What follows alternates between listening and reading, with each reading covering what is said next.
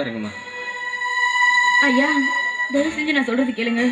சின்ன வயசுல இருந்து கஷ்டம்னா என்னன்னு எங்களுக்கு தெரியாது. ஆனா இப்ப எங்களுக்கு கஷ்டம் வர மாதிரி தெரியுது. தயவு செஞ்சு எங்களை காப்பாத்துங்க. அம்மா, ஒரு பொண்ணோட மனசு ஒரு பொண்ணுக்கு தான் தெரியும்னு சொல்லுவாங்க. நீங்களாவது அவருக்கு எடுத்து சொல்லலாம்ல. மங்களா, இன்னும் நீ கிளம்பலையா? ஒரு நிமிஷம் இல்லைங்க. நாங்க அவங்களதான் கல்யாணம் பண்ணிக்கணுங்கிற சூழ்நிலை வந்தா நாங்க 2 பேருமே உயிரோடவே இருக்க மாட்டோம். உங்களுக்கு கூட பிறந்த பாசம் முக்கியமா இல்ல எங்க 2 பேரோட உயிர் முக்கியமான்னு நீங்களே முடிவு பண்ணுங்க. காயத்ரி, என்னம்மா இப்படி பேசுற? அவசரப்பட்டு நீ எதுவும் பேசாத. அவங்ககிட்ட நான் பேசிக்கிறேன். இங்க பாருங்க, பொண்ணை பத்தவன் நானு. உங்ககிட்ட நான் கெஞ்சி கேட்டுக்கிறேன், முடியாதுன்னு மட்டும் சொல்லிடாதீங்க. நீங்க தான் எதுவும் சங்கடப்படாம கல்யாணத்துக்கு ஒத்துக்கணும். இவங்க அவசரப்பட்டு ஏதோ ஒன்று செஞ்சுக்கிட்டா அந்த பழியெல்லாம் உங்க மேலதான் வரும்.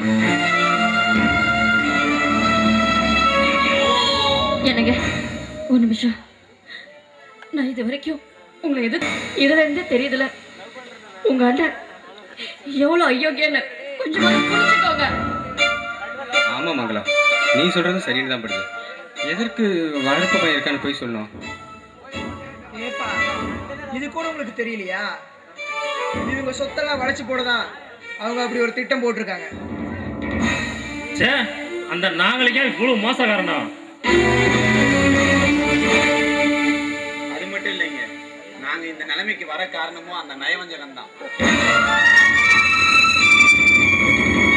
படிக்கிறதுக்காக நாங்க வாங்கின கடனுக்காக எல்லா சொத்தையும் பிடுங்கி எங்களை ஊரை விட்டே துரத்திட்டான்.